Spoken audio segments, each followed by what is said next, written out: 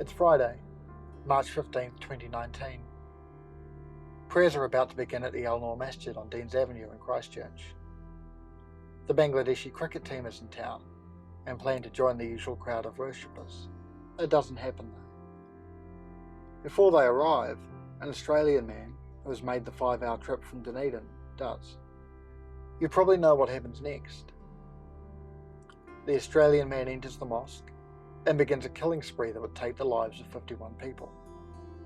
Before he does though, he starts live streaming on Facebook and plays the song Karadzic Lead Your Serbs. Karadzic refers to a Serbian war criminal, who we'll hear more about later. The song is also known as Serbia Strong and God is a Serb and he will protect us. Or in the online far-right spaces that the terrorist inhabited, it's known as Remove Kebab. It's a jingoistic folk song dating back to the conflict that emerged after the breakup of Yugoslavia in the early 1990s. In this series of videos, I'm going to be looking at how that song became the soundtrack to an atrocity 18,000 kilometers away, 26 years after it was written. This video series will not be a complete history of that conflict. If you want to learn more after watching this, I'd highly recommend the books Genocide in Bosnia, The Policy of Ethnic Cleansing by Cigar, and The Bridge Betrayed, Religion and Genocide in Bosnia by Michael Sells, both of which I'll be citing heavily over the next 15 minutes. I've also put a link to a lecture from Michael Sells in the description. Here's a short summary of the conflict from Al Jazeera to give you some background.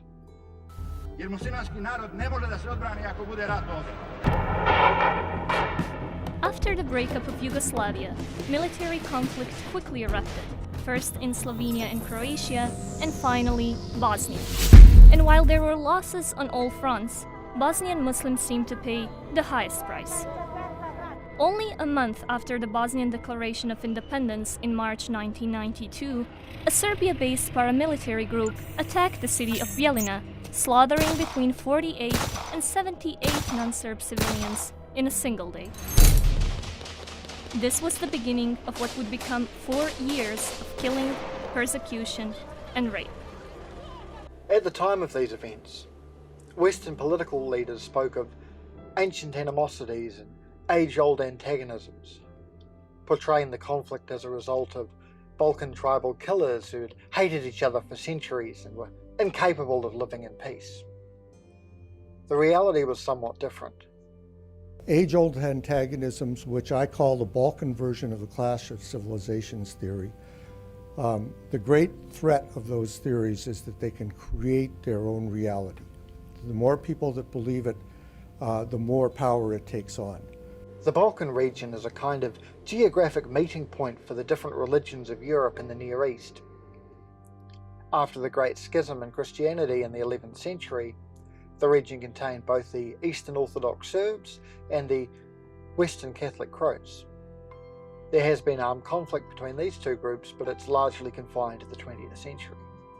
The region's Muslim population dates back to the Ottoman conquest of the Balkans in the 14th and 15th century.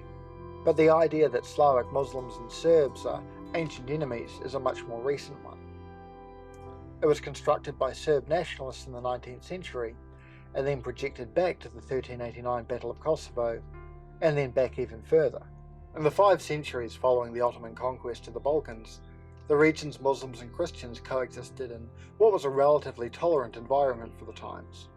Under Ottoman rule, a formal charter guaranteed the rights of Christians to practice their religion, and Ottoman Sarajevo provided sanctuary to Jews fleeing the Spanish Inquisition.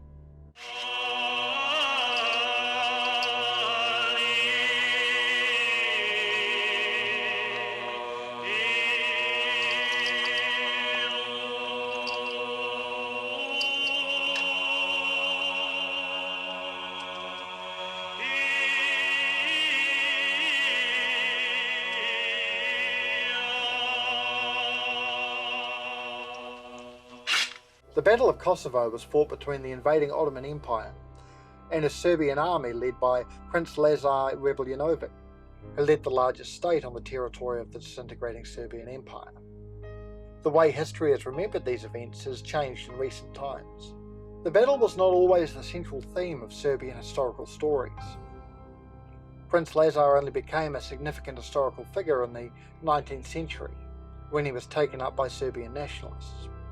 He was taken up again by the Christchurch shooter, who wrote Lazar's name on one of his guns. The shooter had travelled in the region in 2017, 2 years before the atrocity in Christchurch. That's something I'll come back to in part 3 of this series. What makes a nation? The Serb nationalists of the 19th century could have taken a cross-cultural and cross-religious approach and based their nationhood on a shared language. This was the approach taken by philologist and linguist Vuk Karadžić. For him, all speakers of the South Slavic dialect, whether they be Catholic, Orthodox or Muslim, were considered Serbs. This contrasts with the views of poet and Prince Bishop Petar II Petrović Njegoš. For Njegoš, Muslims could never be part of the nation. He believed that Slavs who had converted to Islam had actually Turkified and become Turks. Njegoš believed that people who converted to a religion other than Christianity had also converted from the Slavic race to an alien race. After gaining its autonomy and then independence from the Ottoman Empire, Serbia continued to expand. In the territories acquired during this phase, the Muslims were forced to convert, leave, or be liquidated. By the end of the 19th century, the Kingdom of Serbia had been largely cleansed of native Muslims and of the Turkish minority. The problem re-emerged, however, after the Balkan Wars of 1912-13, when Serbia was able to seize and annex 2 predominantly Islamic provinces from the hapless Ottoman Empire, Kosovo and the Sanjak, as well as Macedonia, which had a large Muslim population. The establishment of Yugoslavia in 1918 united all Serbs in a single state, but significantly this wasn't a Serb nation-state. In 1933, during a reshuffle of internal borders, Yugoslav President Milan Šaskić explained the changes, saying it was, "Because of the Turks, I cannot stand to see minarets in Bosnia. They must disappear." By the late 1930s, these ideologies had been encouraged by the rise of intolerance in other parts of Europe. It reached the point that plans were drafted for the mass expulsion of Yugoslavia's largely Muslim Albanian population. Yugoslavia at the time, though, didn't have the political or military power to put this plan into action.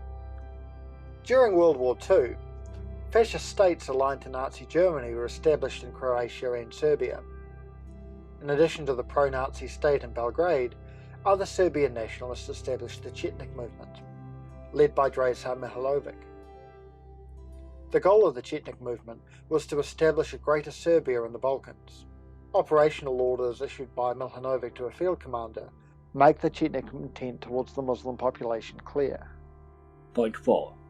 To cleanse the state territory of all national minorities and anti-national elements. Point 5. To create a direct, continuous border between Serbia and Montenegro, and between Serbia and Slovenia, by cleansing the Sanjak of the Muslim inhabitants and Bosnia of the Muslim and Croatian inhabitants. The objective was clarified further in instructions sent by Mihailović to the commander of a Chetnik brigade. It should be made clear to everyone that, after the war, or when the time becomes appropriate, we will complete our task, and that no one except the Serbs will be left in Serbian lands. Explain this to our people, and ensure that they make this their priority. You cannot put this in writing or announce it publicly, because the Turks would hear about it too, and this must not be spread around by word of mouth. The defeat of the Chetniks by the Communists in World War II meant they were unable to implement their nationalist program. But as a compromise, Yugoslav President Josip Tito granted Serbia control over a number of areas in the region. Serbs were also given a disproportionate representation in the federal bureaucracy, as well as the military, the judicial system, and the Communist Party, a situation which prevailed until the breakup of Yugoslavia. What this meant was, when Yugoslavia disintegrated, there was a ready-made nationalist ideology to be exploited. The re-emergence of nationalism was not inevitable, however. The transformation in inter-ethnic relations needed for the mass mobilization of the Serbs in support of a more confrontational relationship, including vis-a-vis the Muslims, was neither spontaneous nor unavoidable. Instead, a preparatory phase marked by an intensive and methodical top-down political and information campaign in the 1980s was required to change the value system of an entire generation of Serbs. Well before the actual breakup of Yugoslavia, influential figures in Serbia began to shape a stereotypical image of Muslims as inferior, alien, and a threat. The novelist Vaktra Kovic, in his novel Noz, depicted Muslims as cold-blooded, treacherous murderers. The book even contains an explicit denial of the legitimacy of Muslims as a community. The commander of a Serbian militia spoke on the influence the novel had on him. I beat up many Muslims and Croatians on vacation in Savac because of his nose. Reading that book, I would see red. I would get up, select the biggest fellow on the beach, and smash his teeth. Anti-Islam ideology became prominent among Serbian intellectuals. When, for example, Belgrade's Muslim community requested land for a cemetery, political scientist Miralja Bjevtek responded, "From land for the dead, the next step is to conquer land for the living. They will then seek a mosque, fully legitimately, but then, around the mosque, they will seek land on which to settle Muslims. Then it will not be long before non-Muslims will leave, initially voluntarily, but later under pressure. What is planned is to settle Muslims in those areas, and to then step up the birth rate in order to achieve numerical superiority gradually." If you're thinking this sounds similar to the anti-Muslim rhetoric we hear in the English-speaking world today, you're not wrong. And I'm going to be talking more about that in part 3. We haven't yet reached the levels of the Balkans in the 1980s, where Serbian nationalists marched through Bosnian cities carrying the bones of Prince Lazar and issued the proclamation.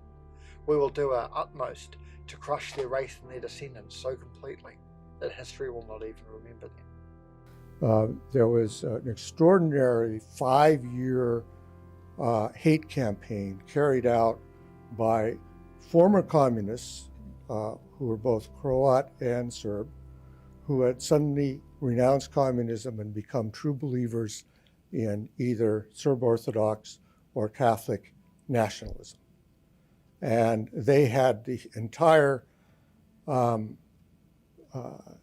propaganda system of the former Yugoslav government at their beck and call.